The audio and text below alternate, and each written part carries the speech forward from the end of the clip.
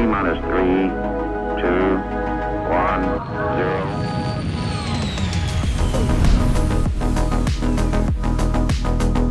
0. Hey folks, hello friends, welcome to the Launch Sequence Podcast, your favorite space game enthusiasm-fueled podcast, and the best place to go for some deep dives into the dark depths of how much detail and possibly tedium can be included in these games. Today we're talking about Star Citizen, and for some, tedium might be the name of the episode. I've brought in Farrister here, who I know is quite excited for this type of gameplay, and we have a lot of stuff to go over today, so thank you so much for joining me. How you doing? I'm well, thank you. I'm very excited for this conversation. It's something that I'm personally very passionate about. I know you can be sometimes too. So I think we've challenged ourselves to try and be a little bit more circumspect today. So we'll try and do everybody a favor and be a bit critical at times. We'll inject it in there. We're gonna have a criticism check every 5 minutes. All of you here on the live chat, thank you for joining us, supporters on Discord.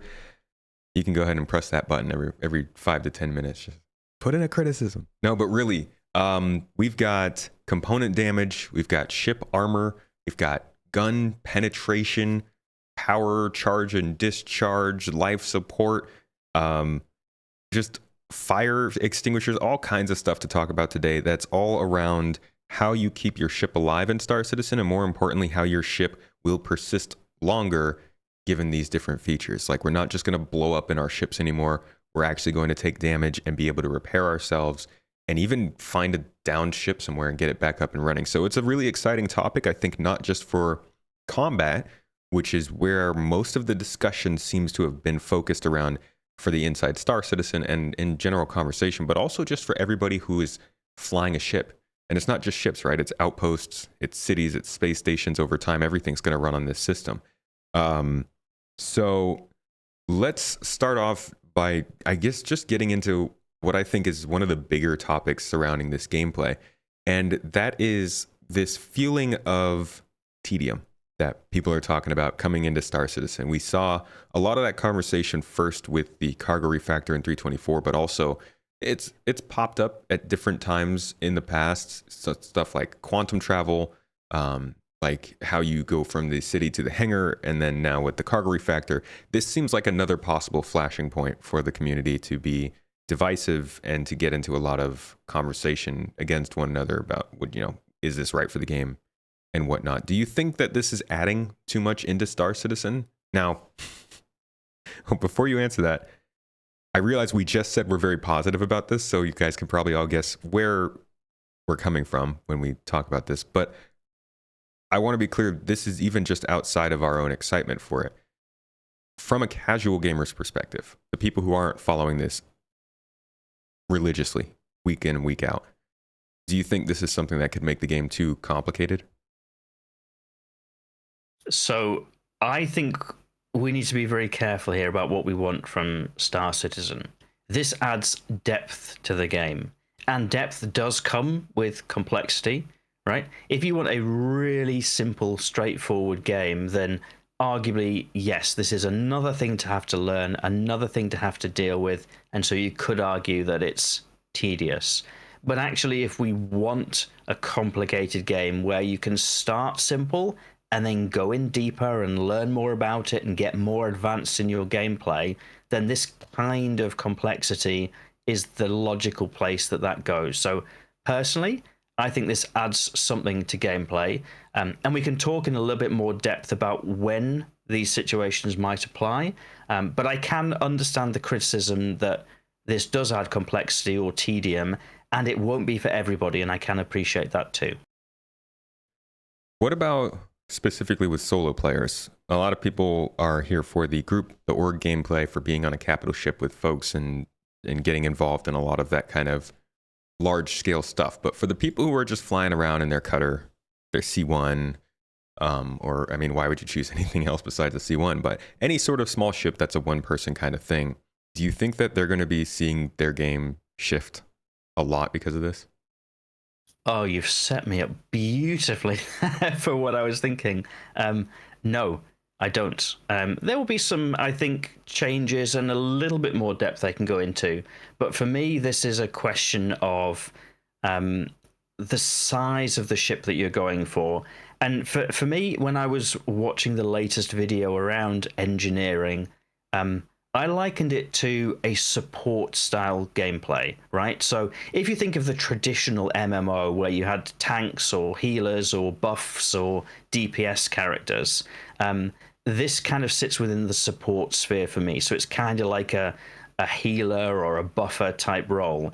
And you could play many of those MMOs as a DPS, a damage character, and go out and do your stuff as a solo person. But the minute that you wanted to take on a really big task, like going into, I don't know, a 5-person party or a 20-man raid, you would probably want to bring a healer with you. And for me, that's kind of what this gameplay is going to be like for Star Citizen. Is this is probably something that you can do a little bit of when you're by yourself, but really comes into its own in that larger group gameplay. So if you've got 5 people on the ship doing something, you're probably going to want somebody doing an engineering type function, which is going to be different to what we've had at the past. But it makes sense in the context of a group of players working together. I think the people who will be most disappointed are the people who thus far have been flying huge ships as a solo pilot. And these are huge ships that were never really designed to be run by a solo person. That is going to be a lot more work. That is going to be different. And so for those people, I think they might be a bit more disappointed by this. But for me, that was always the direction of travel. When you say a huge ship, do you mean, let's say somebody likes to cruise around in their 890 jump? Is that impossible from what they've said? Well, I think it probably depends on what you're going to be doing in your 890 jump. But for example, if you're somebody who likes to, I don't know, fly around in a Carrack or something like that, I think that sort of ship is going to be much more challenging to fly as a solo player than it has been in the past.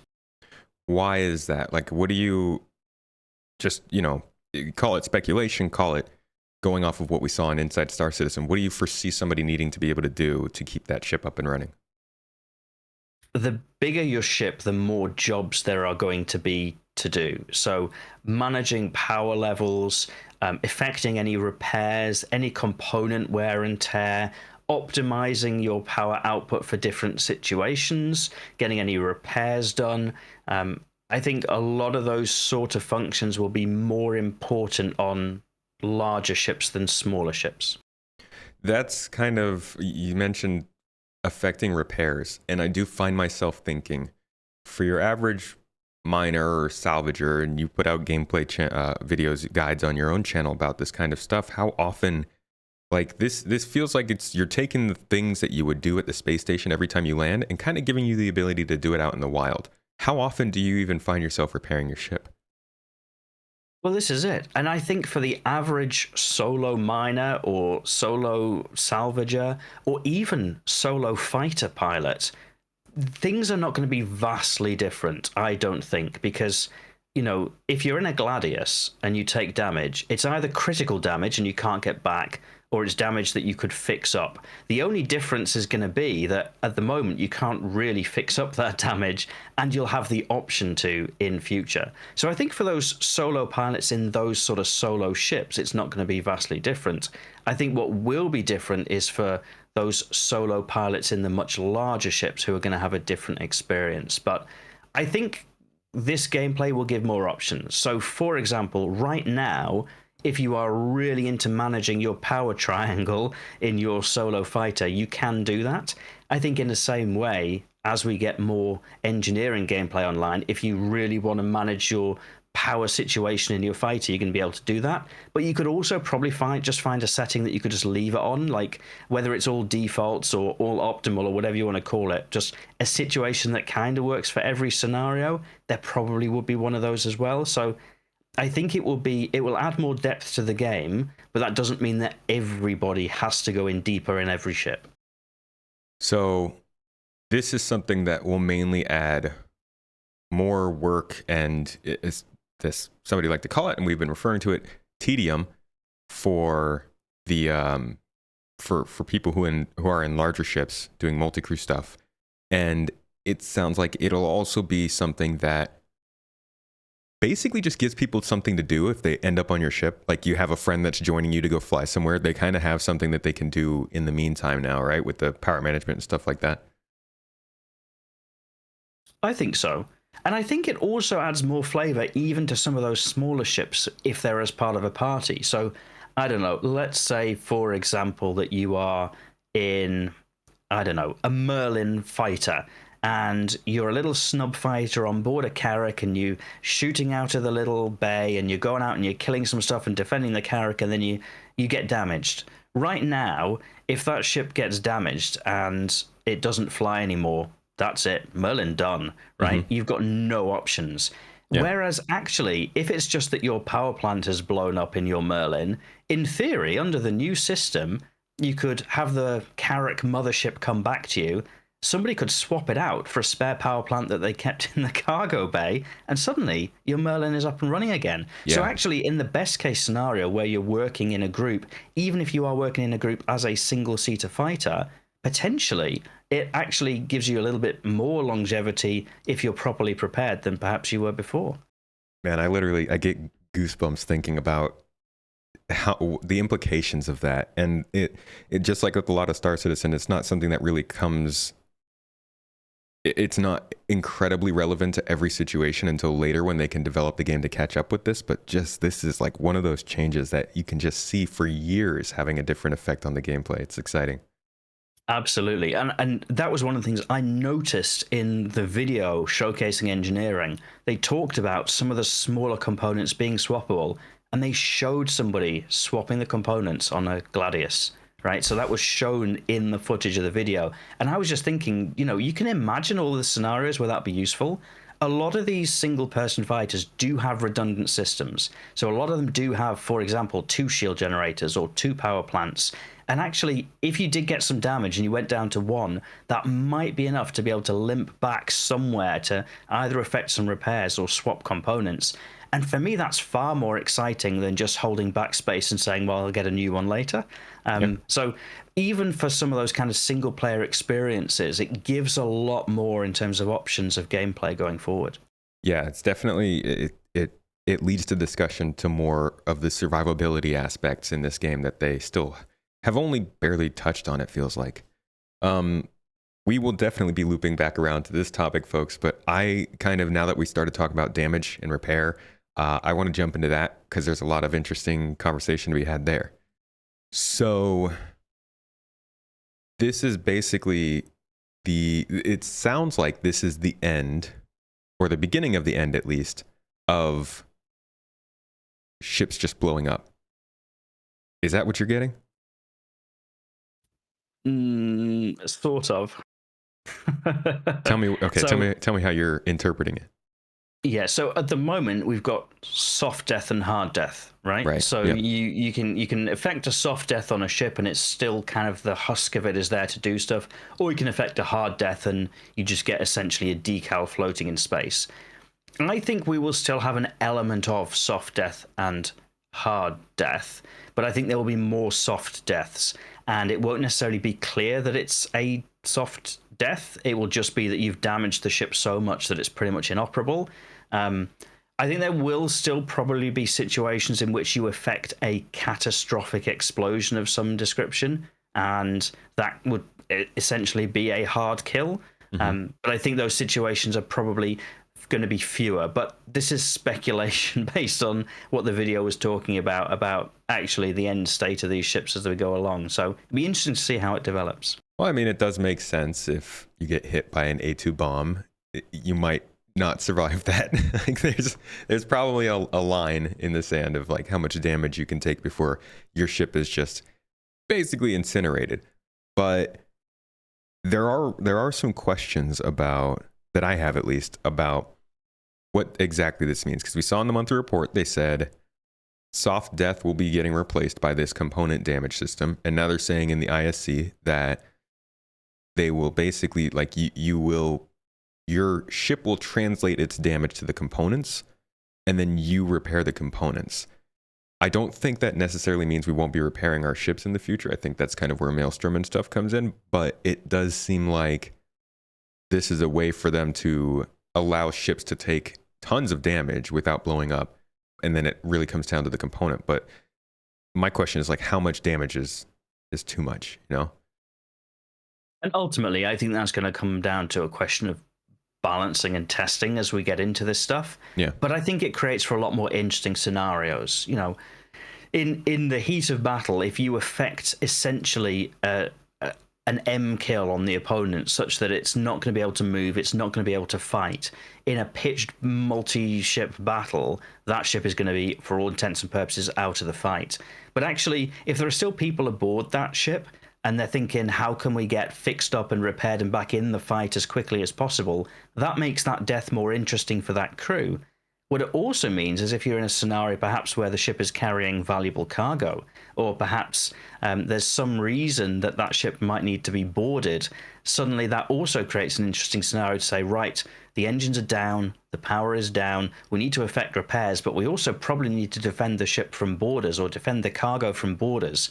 That's really interesting for the defenders, potentially really interesting for the attackers, because they can say, right, we know we've got a ship here that's powered down. It's not going to be able to run away. We need to figure out how to get aboard and get that cargo, or we want to steal the ship and we want to fix it up ourselves. It creates a lot more interesting dynamic scenarios that something interesting could happen from. You know, boarding is not even something that I thought about, but that's a huge part of this. Like, this is now what makes it, because a lot of times you would talk about boarding a ship or something like that. People are like, how are we going to board? Everything gets blown up. But if ships aren't blowing up, yeah, there's a whole second life that a ship can have as its own battleground or sort of king of the hill arena. You know, they could start having missions in this game where they just, you go out and you fight against other people to be the one who can board a ship, call it a carrack maybe, and get the valuable cargo that's on board, because it's basically its own outpost after its power supply is offline. Yeah, absolutely. Yeah, that's exciting, man. It's it's very cool.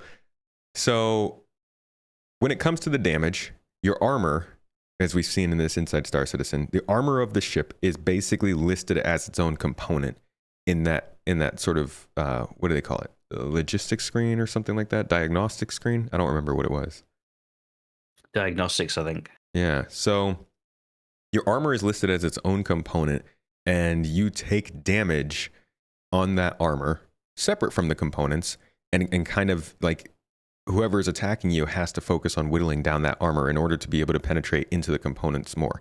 So you have shields, you have this armor, and then you also have component health. You have 3 different pools that can be damaged by somebody else. Energy weapons affect all of them differently from ballistics, which means there's a lot of strategy. And then weapon size, the caliber of the bullets you're firing, also has a lot of difference on how it affects those ships.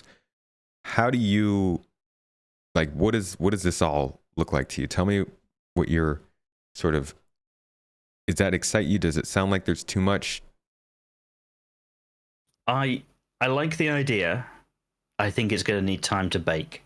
So we've always known that armor was going to be a factor. And if you are flying around in your Javelin class destroyer and somebody comes up with a tiny little Merlin, they're probably not going to be able to break through your armor, right? So we always knew that was kind of the plan, to be able to add another layer of defense. And also, I think more importantly, to give reasons to use different types of ammunition. So you don't crack everything with a hammer. Sometimes you need other instruments. So I like that as a concept and as an idea. I completely agree there. Don't do it. It ends up with just eggs everywhere. Eggs everywhere. It's bad. But on the engineering video this week, there was kind of like a view of, it was a ship being shot up with ballistics, and the ballistic weapons were, all the ammunition was like just flying through the ship and damaging components.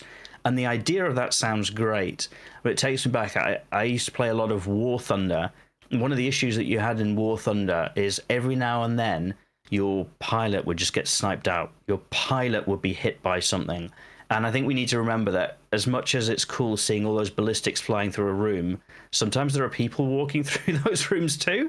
And little soft bodies.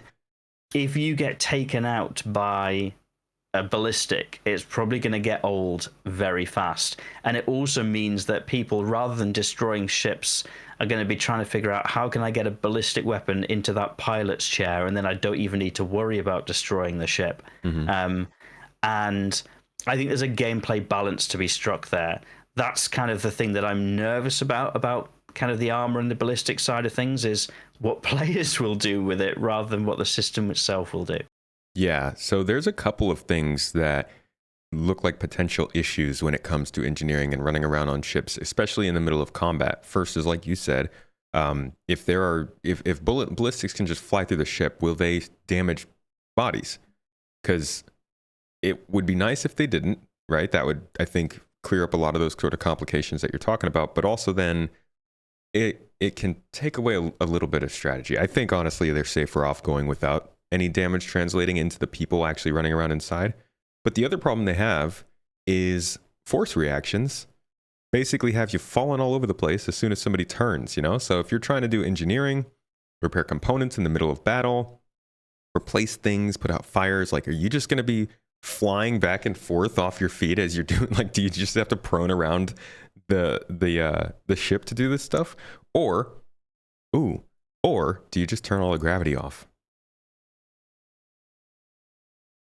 It's an interesting question. You know, these are all things that I think just need to be baked properly. At the moment, there's a kernel of an idea there. Ultimately, you got to throw that kernel into players' hands and say, you go break this. You find those edge cases. You work out what we need to tweak and change. I think the starting of the idea around armor is a good one. You know, to your point, the idea about how you manage those different situations. Ultimately, players are going to figure this stuff out and figure out what works and what doesn't work, and that needs to inform what stays the same and what needs to change, I think. Yeah. I'm wondering if they're going to update the Arena Commander version of this gameplay at all, or if they're just, because you can play this in experimental mode right now, but I don't know about you. I haven't touched it in a while. Wondering if they're going to update that, or if they're just going to push all this to the 4.0 testing and be like, okay, here's the updated version. Now try it. I imagine the stuff that's fairly well advanced, so the things about power management, relays, and all that good stuff, I imagine that would probably be ready to push straight through. Some of the other ideas might need a bit more testing, but we'll wait and see, I suppose. Yeah. Going back to the example you used earlier about I think it was a Merlin and Javelin, or just like a small ship versus a big ship, the caliber of weapons affecting ships differently. Is this something that you feel is like works into the combat model of this game? We have a lot of talk going on, specifically when it comes to the flight model, about master modes. Just last episode was about that. And part of the discussion then, and I think the discussion overall, is just this idea that there is more to the combat than just like the speeds that are being flown at or the way the ship's flying. This armor feels like a big part of that. Do you think that it should be something that's included in that discussion? Yes, and not just armor, but other multi-crew systems should also factor in. So, for example, the whole topic of today, engineering and repair, that should be a major factor. I would expect a ship that has a dedicated person on it who is managing the power, managing the shields, managing repairs, would make the ship more effective in a combat scenario than a ship that doesn't have that. Equally, you know, turret gunners, in some aspects, should be more effective at defending a ship than perhaps attacking a ship. So again, that would play a part. For me, there's all of these different things that would give a reason to fly a multi-crew ship versus multiple fighters. In the back of my mind, I'm always thinking the ideal balancing factor should be the number of people involved. So 5 players in single-seater ships should be a decent enough match for 5 players on the same ship, right? That should be more or less a level playing field. But then I also think there's room for a rock, paper, scissors approach where some things are better than others. So I was careful to say single-seater ships rather than single-seater fighters, because I imagine there'd be some ships that would be very well protected against single-seater fighters, like a hammerhead, for example. I would expect to be very tough for single-seater fighters. But I Right. also expect a hammerhead to be quite vulnerable to, for example, a gladiator or a missile boat or a torpedo boat, because it's a little bit slower, a bit more lumbering. So I think for all of these things, there's a balance to be struck. And I would always go back to the number of players involved and try and balance it as well as possible so that 5 players equals 5 players, but that you also have to have the right tools for the job and that some things are better at some tasks than others. But like you said, there's also just the fact that the armor could be too powerful. And I don't think an arrow will have a ton of trouble damaging a hammerhead in terms of like bullet penetration or its armor, because that size difference isn't that crazy. But an Ares Inferno, like not just the fact that it shoots at a higher rate of fire than the arrow, but its weapon is bigger, its bullets are bigger, it'll do more damage to that hammerhead. So 5 people in one of those ships would obviously be better off than 5 people in a smaller set of ships against that same hammerhead with 5 people on it, right? Yeah, but I think there's complexity in this, right? So There is, yeah. I think an arrow should struggle to penetrate the armor on a hammerhead, because a hammerhead is an anti-fighter platform. The That's arrow fair. isn't that big. But I think the armor on the hammerhead should be placed in such a way that you can balance it. So I would have the armor on the hammerhead on the body of the ship, but not on the turrets on the outside, for example. So that if you are in an arrow and you're feeling very brave about strafing those hammerhead turrets, the turrets are a valid target. So you've got something that you could shoot at that you'd have an effect. But if you're going to shoot at the body of the ship, all you're going to be doing is damaging the shields and you probably wouldn't get through the armor. That's how I would design it. But you've also got gradations within that. So, for example, I'd expect the Terrapin to be very armored for its size, very hard to break into, armored little warrior. There are also other ships that I think I would imagine would be a little bit more vulnerable for their size. Drake ships. I'm not going to name Sorry. any names, but there might be Drake ships. But you see what I'm saying? I think there's room for a variety in there, and you can have your strengths and weaknesses of each approach in that rock, paper, scissors type mechanic. Yeah. And there's gonna be Drake fans that are unhappy about that, but that is literally part of. And I know people say the lore shouldn't affect the game, but that's part of the lore. That Drake ships are more affordable, easier to get remade or repaired, because the components, the things that are made, or that the Drake ships are made with, they're easier to work with. We'll put it that way. That's how I see it. Like. Yeah. Your Drake Cutlass Black is probably going to be easier to damage than other ships, because it's pulled together and held together with like gaffer tape or whatever. But the good news is that all you need to fix it is a longer roll of gaffer tape, and then you're back airborne again. So that's kind of how I'd see that. Yeah. It's interesting how this armor is going to work. So in that example you used, just to go back to that one more time, with the turrets and the hammerhead, let's say you were in the arrow and you know you can't do body damage to the main body, but you can at least take the ship mostly out of the fight by disabling its turrets. There's like a balance to how long it would take to repair that turret if you're on the hammerhead, right? Because what's the point of taking out a turret if it can be repaired in 30 seconds? You're basically working on the second turret before that first one is back up and shooting you again. Yeah. But then, so there is, but to be really clear, in my example, if I was designing a game, which I have to make clear, I'm not designing a game, an arrow taking on a hammerhead is kind of suicidal for the arrow, because the hammerhead is designed to be an anti-fighter platform. It is designed to ruin your day if you're in an arrow. That's true, yeah. If you are in a group of 5 players and you know you've got 2 guys in, I don't know, an Eclipse or a Gladiator, and they're really the ones that are going to take down the hammerhead, your role in the arrow isn't really to take down turrets. It's to annoy the hammerhead enough that it's not shooting at the people that are the real threat. So for me, that would be a situation where if you're in an arrow, you could be doing something. It's not really to take out a hammerhead, because I don't think the arrow is the right ship for that in my rock paper scissors analogy. Agreed. But if you are in a group of 5 ships and there are more appropriate ships, you could be doing something to help advance the group.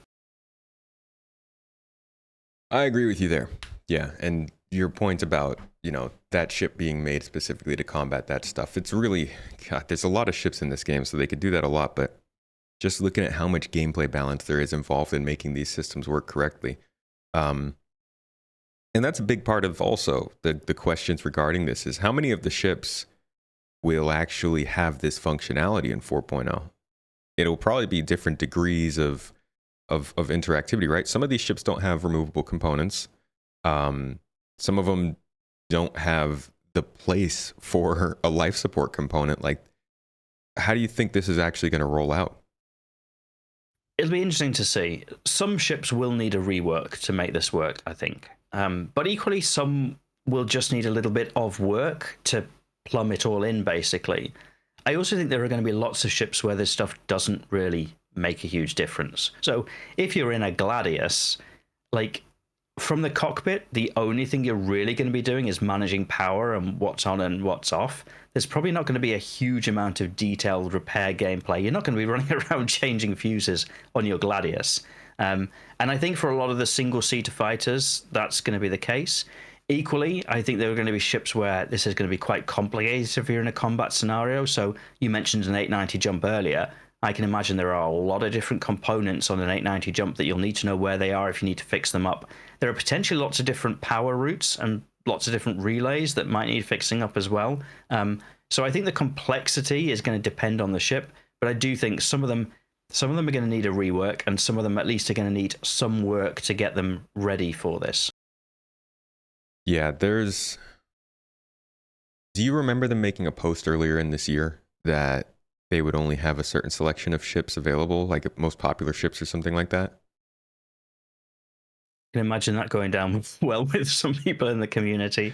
I swear that I don't remember where it was put, but I swear they said that they had picked, maybe it was the Invictus Week discussion, because the vehicle team was talking about, the people who are making this system, a lot of them are gameplay people, they're gameplay designers, people we saw in ISC, but also a lot of them are the actual vehicle team that focuses on making the ships. So we probably lost a couple of ships coming to the game this year because they're focusing so much on this engineering, but they also said that they were working on a certain amount of ships based on how much those ships are used and how much this system would benefit them to make sure this is all working by the time it launches. And I'm seeing in chat, Shifty was saying 10 ships. And I can understand that because they don't really, I mean, this is a lot of work, right? On a per ship basis. I can imagine it could be, but also for some ships it might not be a lot of work. So there's going to be a prioritization. There has to be. And for some ships, like you said, it doesn't have as big a difference. So like, I would prefer them to put this on, if they had to choose, right, between updating the Cutlass Black, the C1, I think the C1's probably already in a good place for it, but the Cutlass Black, the Constellation, and the Freelancer, or just do the 890 jump, I'd be like, well, okay, that's kind of obvious, right? Like based on which ships are more used. And I know there are now 890 jump owners in chat screeching, I'm sorry, but you can't do as much with that ship. So it's interesting. I don't think the 890 jump would be as much work as, for example, the Freelancer.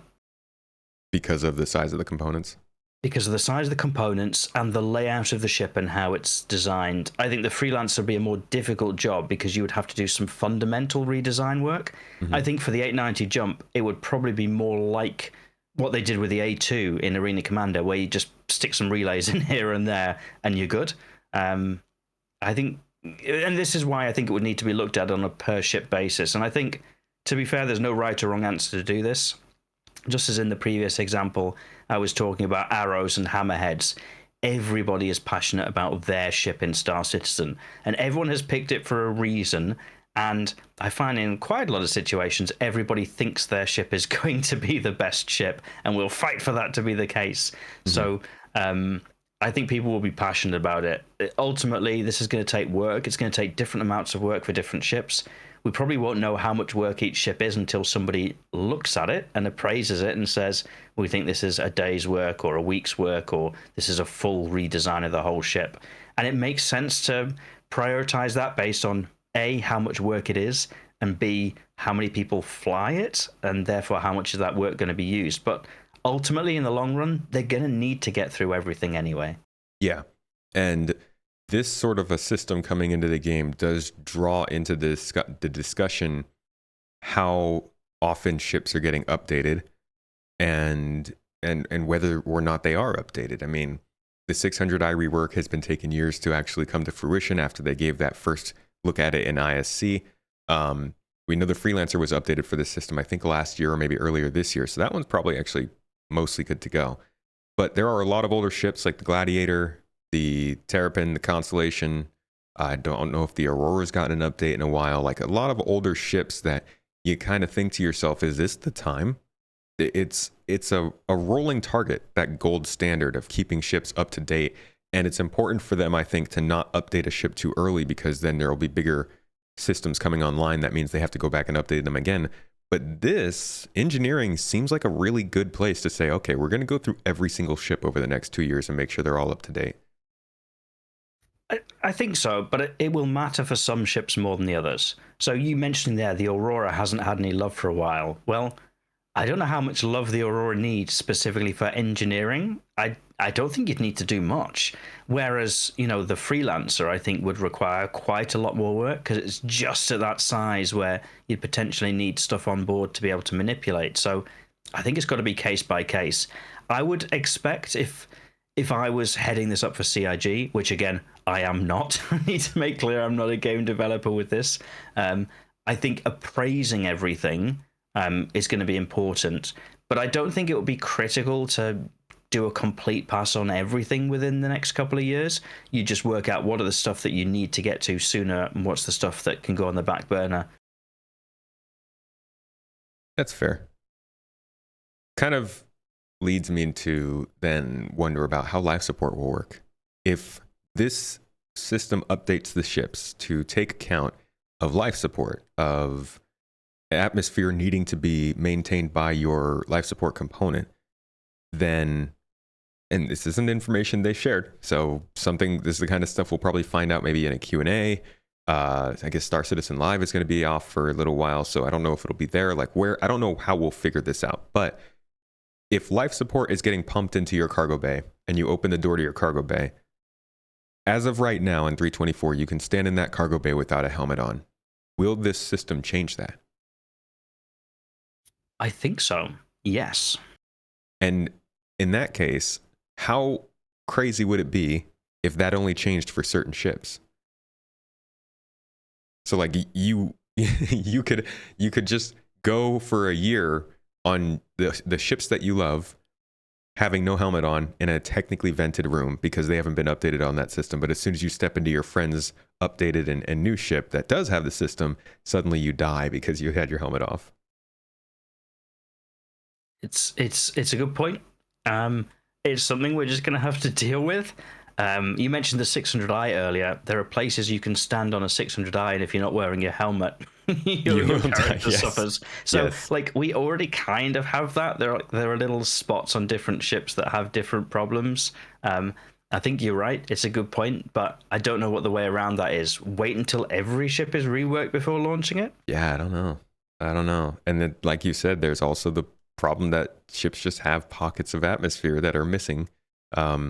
It's like you wanna take these sorts of systems in stride and then allow yourself, okay, so I can wear my clothes in this ship and I can make sure to have my spacesuit here when I'm ready to get off the ship. And you still can't have that confidence to do that if the whole game is kind of inconsistent with how it treats the ships in that regard.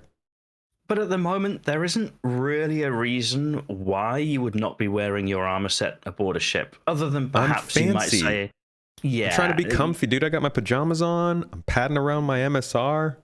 I'm not if you want to wear your pajamas on your MSR, that would be the reason, or if you want to role play.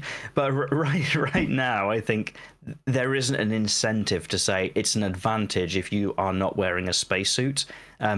ultimately, I think we will eventually get to the point where there are trade-offs to each. But for example, even a lot of the gameplay that was talked about, things like using your tractor beam to do some repairs or swap some components around or replacing some fuses, like you're going to want a fair amount of gear with you to do that. Fire extinguishing, you're going to want some gear for that. So I think at the moment, I would say it's probably not critical. Most people wear a spacesuit when they're on their ship. I think that's likely to continue for the foreseeable future until there is a real gameplay advantage to not doing so. Do you think there is ever going to be? I think there could be. And I reflect on one of the scenarios in which people wear a spacesuit up on the International Space Station. And you watch, and it tends to be people wear their spacesuit for ascent and re-entry, and then once they're on board the space station and they're settled, they tend to take it off, and they'll just wear more regular clothes. That gives them more freedom of movement. It means they can move about faster, but it does mean they're at slightly more risk of a depressurization event. And I think those are going to be situations that probably will be similar for players. Like if you need to run and change a fuse, I would imagine it'd be quicker doing that if you just had overalls on with a set of fuses and a multi-tool on you. You could run there quicker than if you were just wearing a spacesuit. But equally, you think about situations on real warships, and when they get into a battle situation, they get rid of their sailors' uniforms and they all wear proper flash suits. So I think it's probably going to be situation dependent. I think there'll be lots of situations where it'd be better to be wearing one or the other. But I don't think we're going to be there anytime soon. I might be wrong. So I am hearing then speed nerfs based on what you're wearing? Well, we already kind of have that, right? Yeah, with armor. You think it honestly, I think that you are still a little bit too capable in heavy armor. Now we know,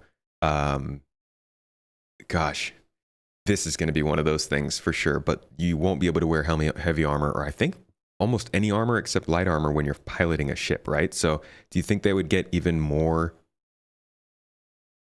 emboldened to make speed nerfs, or rather speed buffs, I guess, for wearing less stuff apparent, going all the way down to the undersuits? I don't know. I think there's room for it. I think logically you would expect to run less quick if you were wearing even just an undersuit and a helmet than if you were wearing, I don't know, a sprinter's outfit.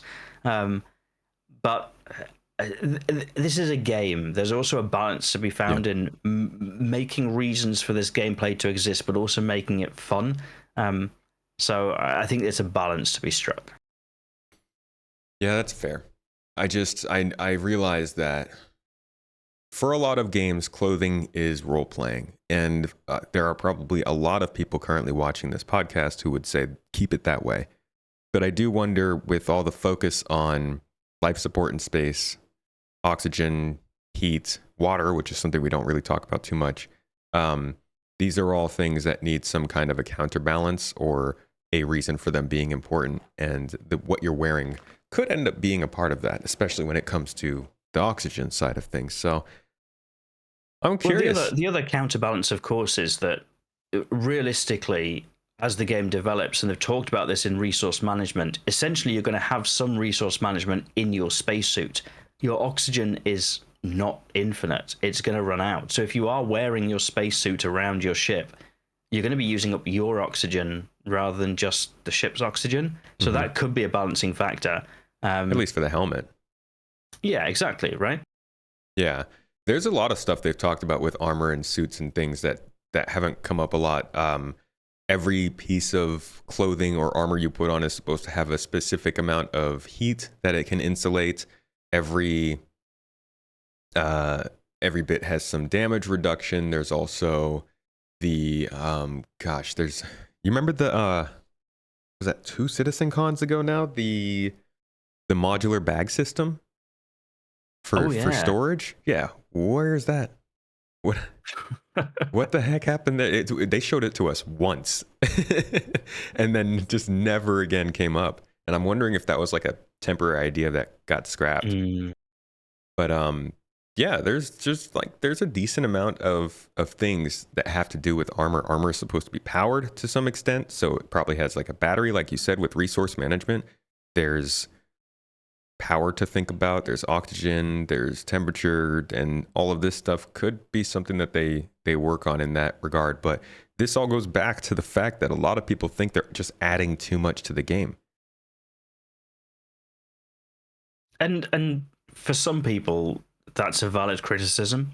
For me, not so much, because I always kind of expected this was going to be the direction of travel. I reflect back and reading some of the design documents in 2014, 2015, and like they went to like that much detail about this is the vision. So I'm not surprised that we see elements of this complexity in there. I think if people are looking for a simple game and Star Citizen is getting more complicated, that's a valid criticism too. It depends on what you're looking for from the game, I suppose. Do you think people should be looking for a simple game, or not even a simple game? I think everybody can agree it's not a simple game, but a simple experience in Star Citizen? I think the game should be designed to cater to both. So there should be the depth and complexity there that as you get into it and really want to learn more about the game, you can do, but also that it's not such a steep learning curve that it's difficult to get into. That's fair. And that kind of takes us back to the original conversation of who will be affected by this. If you wanted to play a simple space adventure game and never have to worry about power management, it does seem like this is a system that will allow that.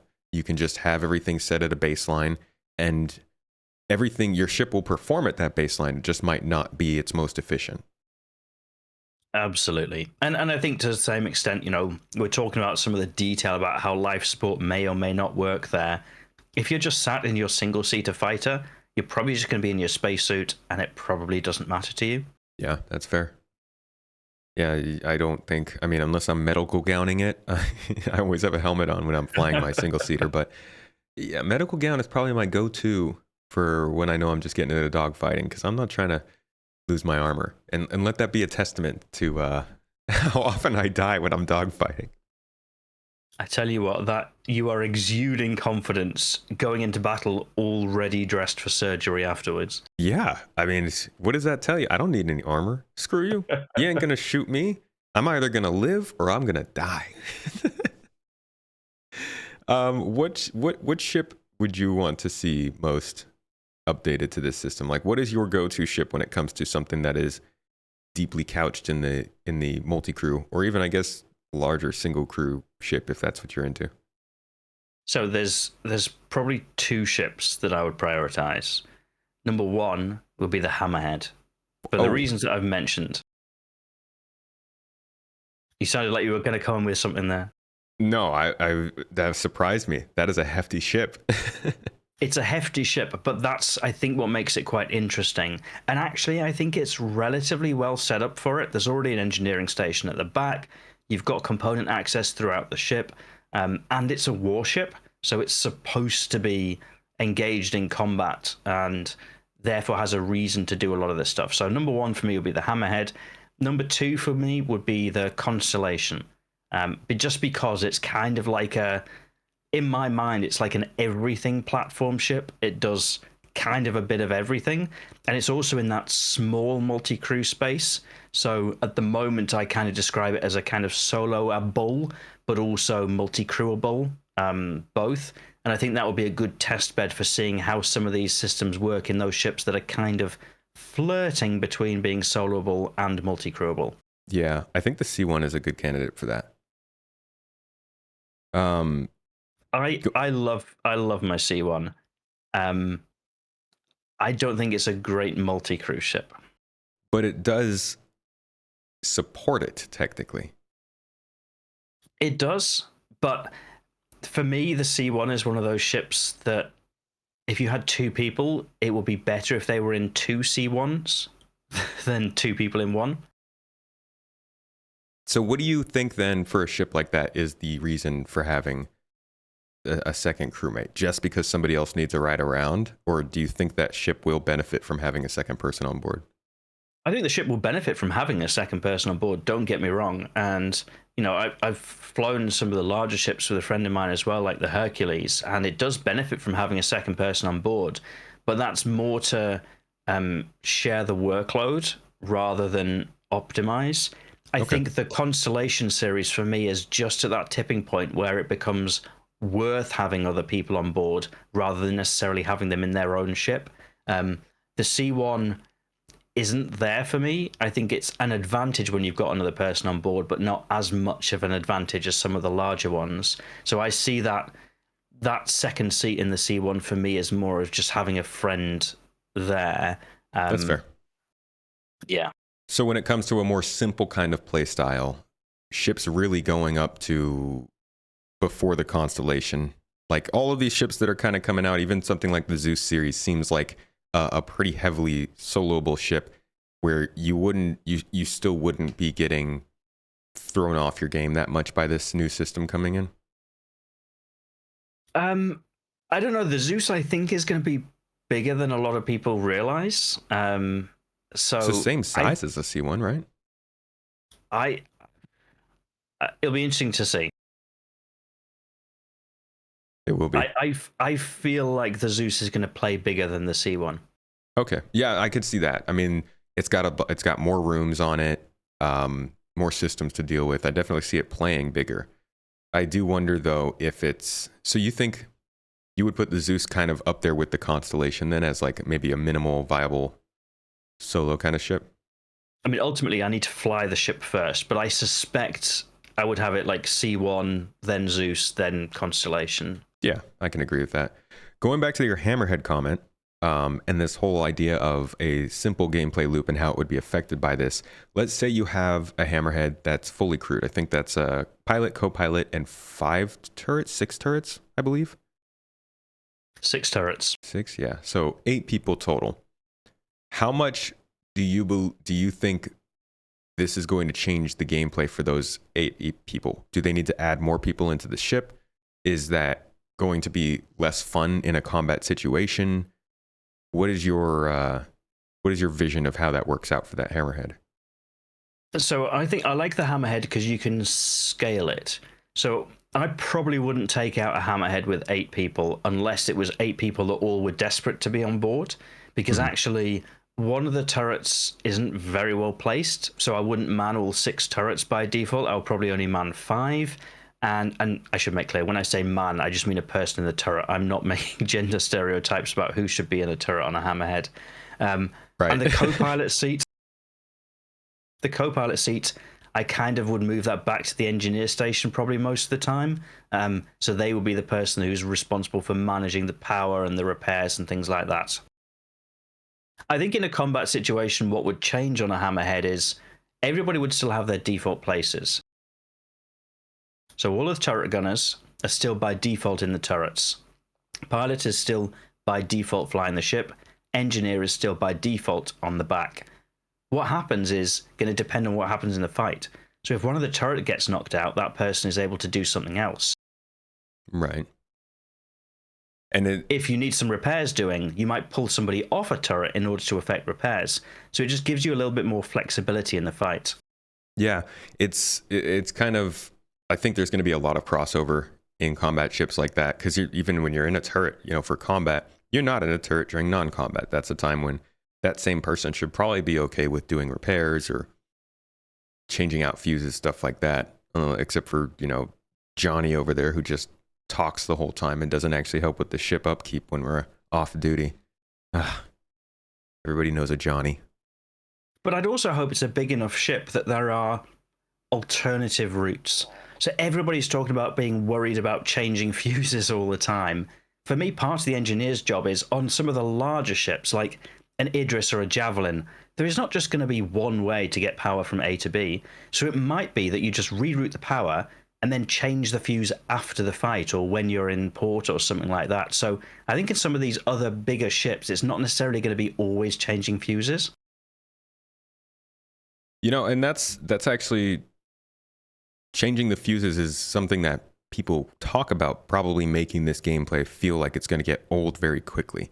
Do you think that, you just said there's different ways to channel that power, but it's interesting to see this complaint pop up because there's also been this complaint that everything is beams and lasers. And even when it comes to repair, people were quite disappointed that, it seems like to repair, you're just shooting beams at something. But then there's also this physical interaction where you have to replace the fuses in the relays, which kind of pulls some emphasis away from that. Do you think that the tide is going to shift and people are going to say, well, why is there so much? You should simplify this back. I know those are two different camps of people maybe complaining, but do you think that fuses will ever be too much?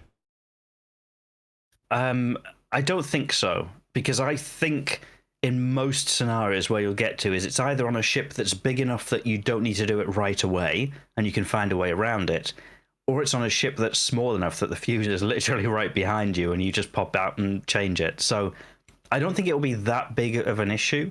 But ultimately, until we're playing this stuff, it's probably too early to tell. That's fair.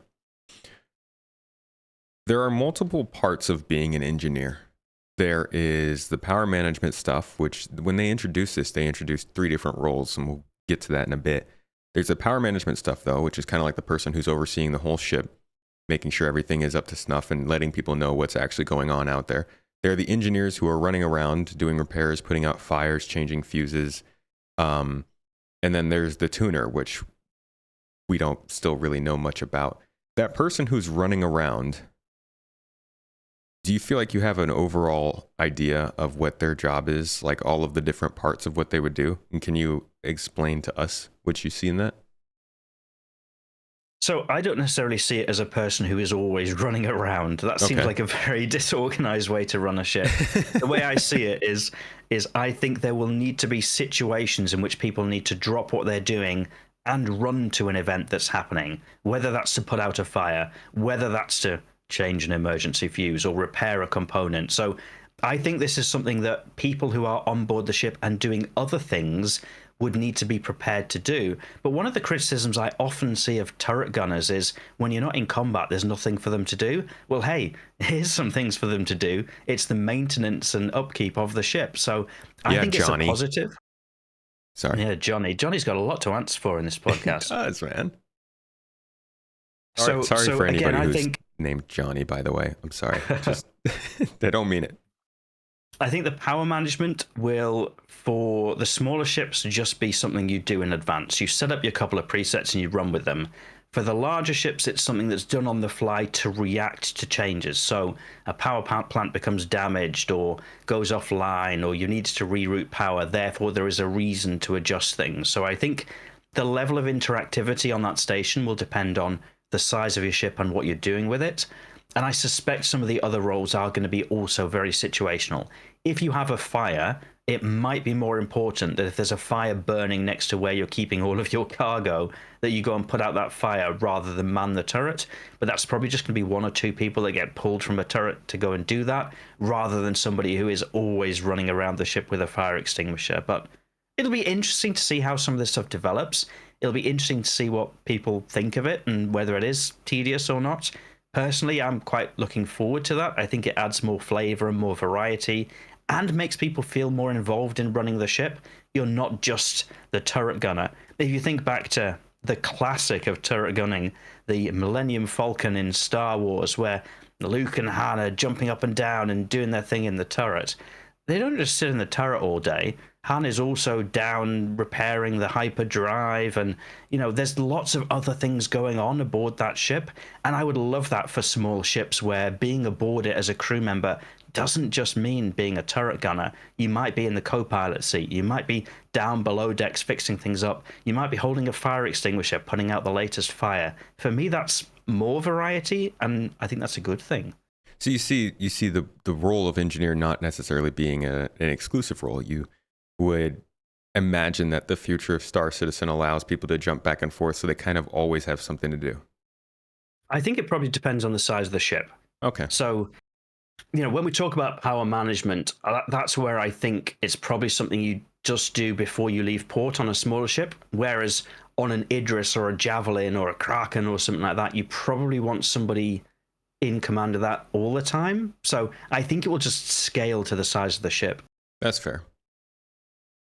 Yeah, it's going to be interesting to see how this plays out for those mid-tier ships. I think a ship anywhere from a C1 or a Zeus or a Cutlass Black all the way up to a Constellation, Corsair, something of that size, seems like where a lot of people will spend a lot of their time, 2 to 3 people groups, that can meet up pretty easily on a weekday night or a weekend and do a couple missions together. And it'll be easy. It'll be interesting to see how this sort of gameplay makes its way into that group and how people decide to go about it. Do they dedicate one person to that, or do they all run around and do all of the different things? Yeah, it'll be interesting. And you could probably do a bit of both. Like, say, for example, you're in a situation, I think most times when I'm flying my C1, I'll have my power presets and I won't touch it. I might flick between the two. But say you say, I don't know, you're going to join me for a jaunt in my C1 and you're sat in the co-pilot seat. I'm probably just going to say, do you know what? You just take care of the power stuff and I won't worry about it.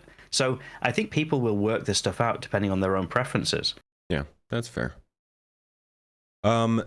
Speaking of which, what they didn't talk about during Inside Star Citizen is probably something a lot of people are wondering, and that is who has access to these systems. If you are running something like an Idris or even, something smaller, like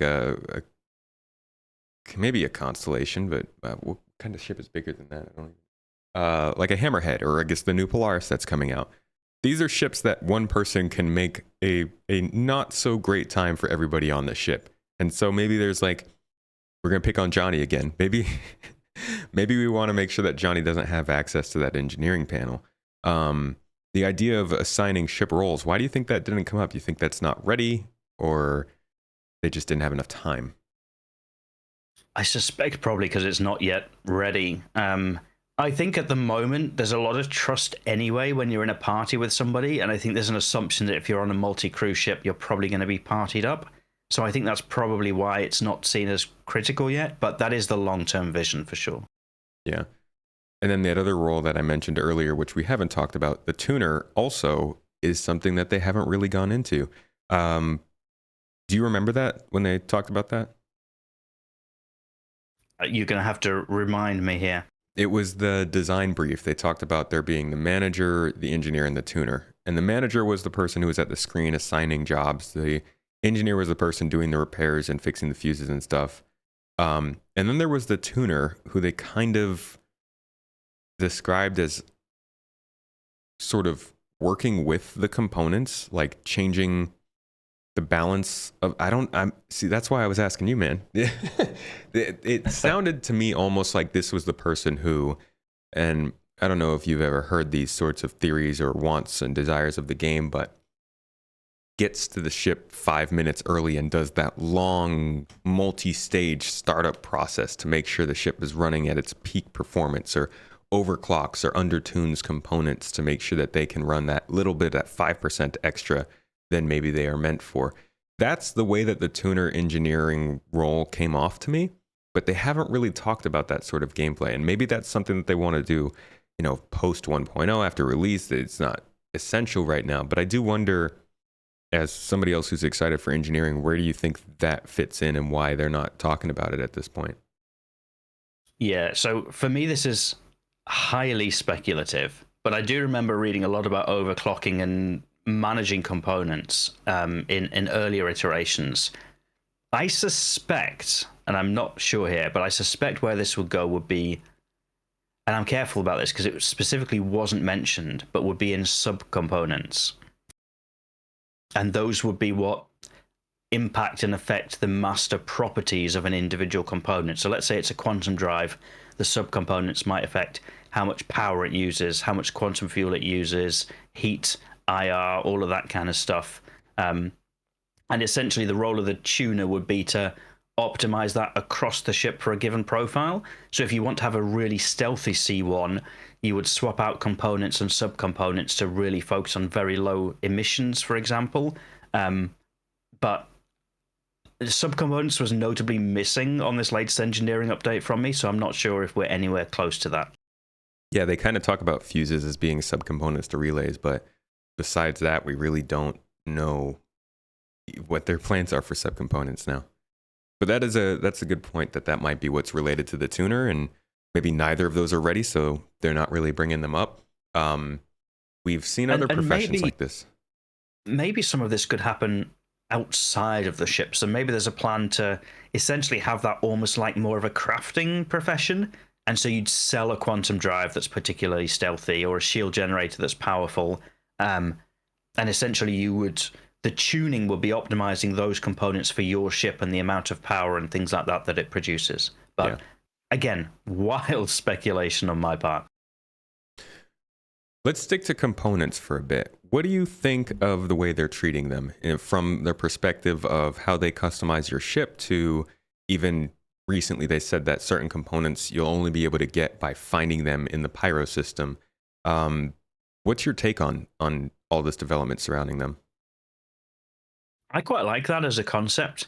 I think it's a way to customize your ship and make it your own based on your own preferences. And you can lean into it as much or as little as you want. The more you lean into it, you might be able to get marginal advantages, but it's still going to be the same ship. It's still going to be a C1 or whatever it is. So I quite like that idea of making it your own. It's something that I often do for some ships and not for others. So, for example, my C1 Spirit stays stock because I really like the stock loadout. If I'm driving a Hull A, first thing I do is change the quantum drive. So I think I don't mind that. I think it's probably something that's kind of, you invest as much time into it as you want to. There are people that go out there and really customize every single component to min-max. And there are people that say, do you know what? It's good enough for me. And I quite like the flexibility to have room for both. The C1 is so fast, stock quantum. It's really freaking quick. And a good range on it as well. That's the key part. Yeah, they niced us, Crusader. Thank you. We appreciate that. I'm really hoping there's a lot of range in these components. I would love, if the more components have depth to them, the more progression there is in a single ship, right? Like you could have a Cutlass Black that performs so-and-so way, can only go so-and-so far, can only scan so-and-so amount. And then you can have one that performs better than like your Constellation based on the component advantages. And I would love to see that be used as a way to progress amongst and in between ships. How do you feel? I'll ask you this. How do you feel about stock components in ships always being like the lowest? I guess it depends on the manufacturer, but for the most part being relatively low and mainly just capable of having the ship run so that it gives you just like a wide range to extend up to. I think you said it already. It depends on the manufacturer. I would expect if I'm buying a premium manufacturer ship that I'd have pretty good components in there to start with. Whereas if I'm saving a lot of money by buying Drake, that there's a lot more scope to bring that up to spec and probably still be cheaper to do that than buying one of the more expensive ships. So I think it probably depends on the ship. That's fair. Yeah. And the grades of components, do you think we'll see that change? Because right now obviously I go for like the highest grade component I can find in whatever category I'm looking for, but do you think that they could differentiate the actual advantages of components based on either the grade or the type, like civilian, military, stuff like that? I'd rather see more differentiation based on the properties, the specific outputs of it. So, for example, power plants, that you would have some that produce more power than others, some that are more stealthy than others, some that need more cooling than others. And that would be the balancing factor. It'd be the properties that you'd be more interested in rather than whether it says, hey, this is a grade A or whatever. And the military civilian definition would be essentially to give you almost a preset flavor for what that's more skewed towards. I think that would be a more interesting distinction for me. I would love a civilian. I think for the people who are worried about this being too heavy on gameplay, it'd be great if CIG could say, hey, stick with civilian components, and these are your Honda engines. These are your Hyundai drivetrains. These are the things that will not give out on you. You can go and do your mining. You can fly your prospector for months on end, and you'll almost never have to do any maintenance on these things. Or they could be like, hey, this is, it's an industrial component. It's hardy, it's got life, but you got to pay more attention to it. There's so much potential for allowing people to play different ways with that. Exactly. And that's what I would hope that we see with all of this is the flexibility to go deeper if you want to, but also to say this is good enough for me if not. Yeah. Like you said in the beginning, it should be a game that gives, you as a simple player, simple, sorry, not that that's like a, it sounds like a kind of a not hit. me personally. Yeah. But if you're taking a more simple play style, it should allow that to some extent, but allow people to get really deep into this. And I think that overall, this seems like a system, this seems like one of the best systems in the whole game for doing that we've ever seen. Absolutely. And it gives a lot more variety to multi-crew for everybody involved. What do you think of the UIs involved? They've changed a little bit from last year. How do you think they've been doing on UI? I guess for this and also for the MFDs, we'll kind of group those in together because the MFDs are also used for the power management screen. I think UIs are going to be a very personal decision. It's just about showing you the information you want and how you want to use it. I've seen a lot of different UIs for a lot of different things over the years. Some people like some things more than others. Ultimately, we'll get what we get, and we just have to get used to it unless and until it changes. That said, I do quite like some of the changes and tweaks to the MFDs. I think it makes them a bit more usable.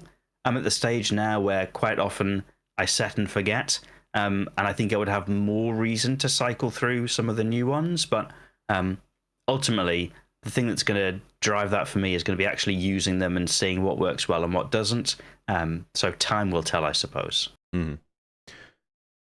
How do you feel about component health being able to be repaired back up to 100%? Do you I think they said if you can always repair it yourself, but it'll never reach 100 unless you take it back to a station or a shop where you can get it basically made to like new. What are your thoughts on that? I haven't decided yet. There are things about that I like, that it shouldn't just be as simple as press a button and now component is better, and that you need some sort of specialist fixing to get things working right. I also like that it gives a reason to swap components for those size 1 or size 2s rather than simply just fix it. It might be better in some scenarios to swap it. But equally, if it was my ship, especially if it was a larger ship, I would want to know it well enough to be able to keep it absolutely ship shape. And I might not be able to repair everything to 100% while I'm in the middle of a fight, but I would want to get everything sorted outside of that. And the only reason that I would want to go back to a station or a shop is in order to get the spare parts and things like that I need. So I don't know. I'm in two minds about it. What do you think? I like it. I also wonder if something you said there reminded me, if the subcomponents that we had been talking about were a way to allow for size 3 and up components to have something that could be replaced or could be repaired on the spot like that. It'd be interesting if maybe the damage to those components would trickle down to maybe 3 or 4 subcomponents within them that you could then repair to get them back up to ship shape. But my view of this is, I think that from everything we've seen, and it's been a lot of effort they've put into describing it, the long-term wear and tear of these components should live outside of their repairability.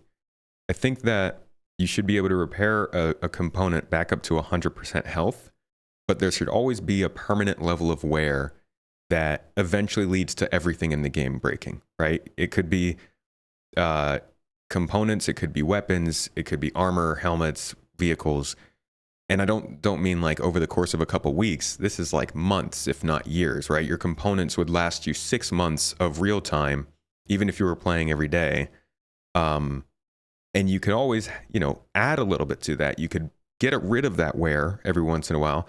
But I think that maximum should always be lowering over time. Just kind of encouraging people to move on to different components and stuff, to actually take part in the player trade and acquire new things and buy new things and craft new things, where you will also still be able to, like you said, repair your stuff as you need to and at least keep it up to that 100% health, for lack of a better word.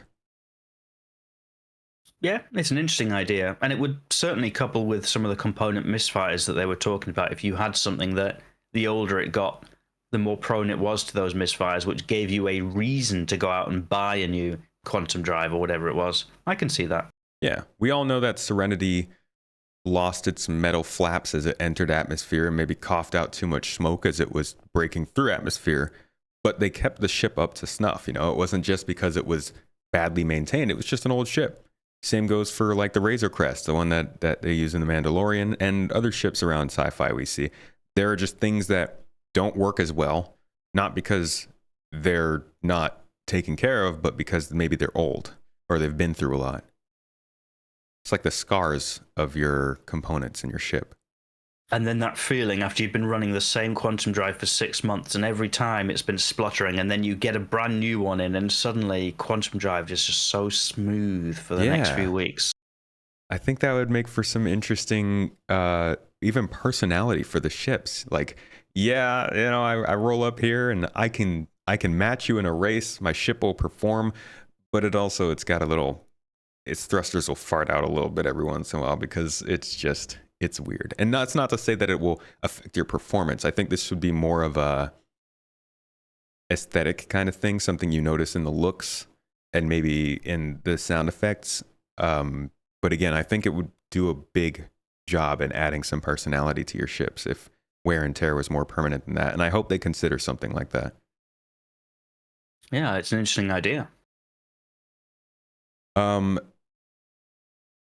So components, I think they said that all of them can die, but the power plant is the one that will actually blow your ship up if it doesn't reach 100%. And this is like, you get some time before it blows up, and basically anything else, it can reach 0% health and you can repair it back to some extent. Power plant being that special case of like actually blowing your ship up. Do you see a downside to this gameplay of this particularly replacing the way that we already handle damage with ships? So I read this differently. When I was watching it, I took that the power plant would explode, but that may or may not also take the ship with it, depending on the size of the power plant and the size of the ship. Fair take. Ultimately, it's probably going to need testing to see how it works.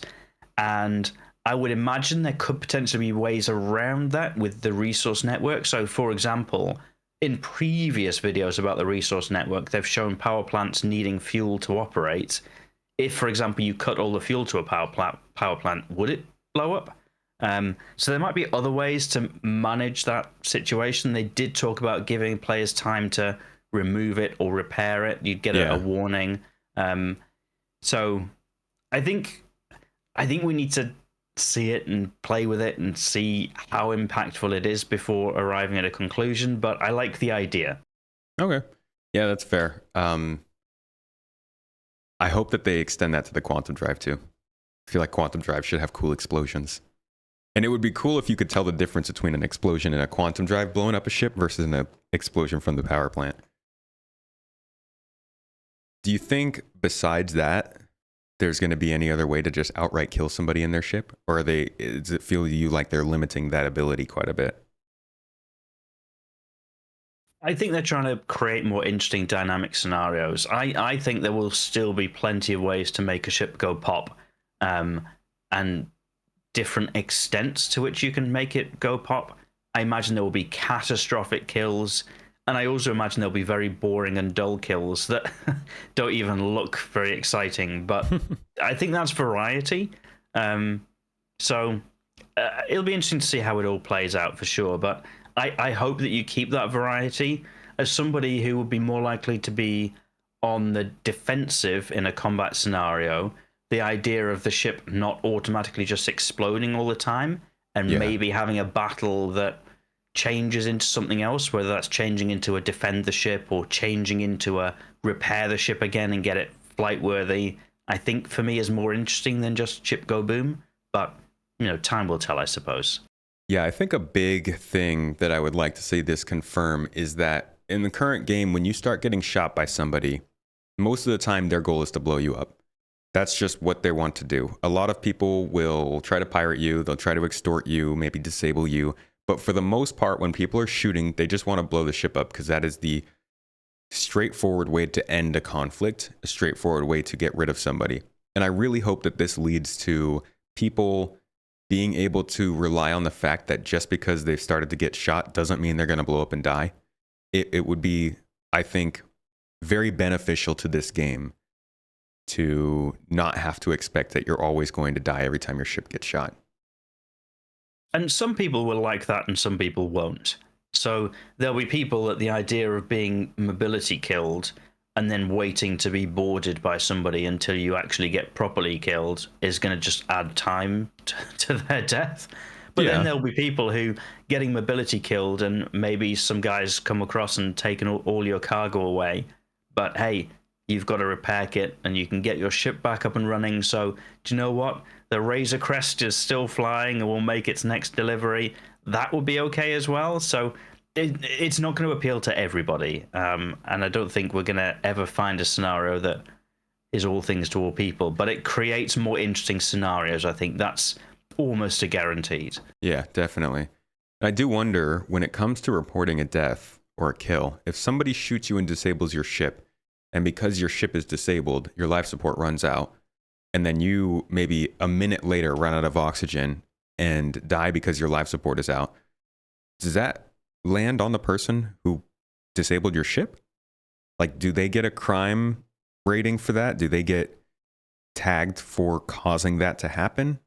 Because then we're talking about, if it's a yes, then where does CIG stop that line? I always think of, like, back when I used to play Halo, if you took damage from somebody and then you went and blew yourself up with a grenade, they would get the kill. And for the same reason, sometimes, I don't remember if this is true, but I think there was a thing where, like, if your teammate shot you as you were, like, falling off a map, they might get a betrayal or something like that. Even if that's not true, though, I do wonder how much of the system could get taken for granted in that sort of a situation. I think it's an interesting gradation, and it probably depends on whether you're close enough to report a crime. But I think the other interesting thing is that if you widen the time to kill, so you've got a ship that is now adrift and at risk, it gives more time for other players to respond to, like, a distress beacon or something like that. Mm-hmm. So again, it probably creates more of a timer for an illegal player to do what they're doing before the authorities or another player or some aid comes along to help. So I think there are going to be all sorts of edge cases about how you manage the different in-game legalities of different scenarios. And players will definitely be creative. I have no doubt that as soon as somebody has life support controls in their hands, some unfortunate soul is going to be gasping their last breath in short order. But I think this is all stuff that people are going to find the edge cases, and those are all going to need to be legislated for at some point, or not, consciously not at some point. People will break it. They always will. It's going to be interesting how they do this, because this also is going to be something that ties heavily into hacking. And like you said, if somebody can hack on board your ship, get control of your life support system, drain all the oxygen out of there, and then you suffocate and die, is that their fault? Or is that just the ship? Like, how does that read on the crime stat system? It's going to be some interesting ways that this eventually has to develop and factor in the fact that players can interact with other players, because we get creative. Yeah, absolutely. And people are going to have different views about it as well. There'll be people that say, well, that's not my fault. And there'll be people that are like, yeah, that was absolutely your fault. So we'll just have to see how it goes. Yes. And that kind of leads me to my final question for this podcast. And I think what really defines this feature for me is, first of all, why should people be excited for this gameplay? But also, and I think more importantly, do you think this is going to be a highly divisive feature in Star Citizen? And do you think that will ever change? So, why should people be excited? People should be excited if you're excited by multi-crew. For me, all of this that we've talked about is much more meaningful to multi-crew than single players. And what it means is that there isn't just damage roles in game anymore. There are support roles available. So if you are like me and you like to play, I don't know, a healer from time to time, this is going to be very much up your street. For others, it means that you can really roleplay your ship a lot more. There's more interesting things to do than just job A or job B. And actually, if you are passionate about your ship, if it's the Razor Crest and you want to keep it going, this gives you more avenues to do that. So for me, that's why all of this is exciting. Is it going to be divisive? I hope not. I think the more divisive issues in the game will remain the more divisive issues. People who are passionate about PvP versus people who are passionate about PvE. I think that is still probably going to be the dominant divisive issue. I think master modes will continue to be far more divisive than some of these changes. And I hope that as we see small scale changes in game, people who fly solo ships realize this isn't huge. I think people who have been flying big multi-crew ships as a solo player might find that there's more work on their hands. But for me, that was always the direction we were going in. So personally, I'm sorry to say I'm okay with that, because I want lots of reasons for people to get together. But I think this is a step in the right direction. I'm also now remembering right at the start of the podcast, we said that we were going to be really critical of each other. And I feel like we've probably just gushed about engineering. We hit some, I didn't see any reminders in chat, guys. Come on. But I think we picked it apart quite a bit. Yeah, I think so. So this is something I've been really excited for like 9 years in Star Citizen. I think we're getting there. I think it's going to add a lot to the multi-crew, and I'm excited for it. I don't think it's going to be perfect when it first hits. I think there's going to be a lot of need for improvements and fixes and things like that, just like any other new gameplay loop. But for those multi-crew ships, it's going to add a lot more flavor, I think. Agreed. Yeah, this is a big part of the game. It's a part a lot of people have been waiting for, and something they've talked about for a while, and I'm really glad to finally see it coming in. But we had a discussion towards the end of the show, or before the show actually, about 4.0 and when you think it's coming. And do you think that players might see this in any way, PTU or otherwise, before the end of the year? I imagine we might see it PTU before the end of the year. Whether or not it hits the PU, we'll wait to see. But I think what we'll initially get will be very similar to what people have had in Arena Commander for quite some time. So I don't think it's gonna be new for those people who've been interested in it. I think what's going to be new is whenever we do get it in the PU, it's going to make those multi-crew experiences feel a bit different. Yeah, I can agree there. All right, man. Thank you so much for joining me for this chat. This is a good one. I'm really excited to see what people think of this in the comments. Let us know what your thoughts are on this gameplay or any of the things that we discussed today. And Farrister, where can people find your content? I guess I should say you can probably find me in engineering now, maybe. That's fair. In the engineering section of whatever ship you choose. At the engineer station. Yeah, no, I'm on YouTube, youtube.com/Farrister. Cool, man. Well, thank you for joining us. Thank you, everybody, for listening or watching. If you're on YouTube, you can always find us on the audio platforms. If you're a supporter, you can join us in Discord. And if you like Star Citizen, consider subscribing for more. But thanks again for listening, folks. This is a good one. I look forward to seeing what you think, and I will catch you next week.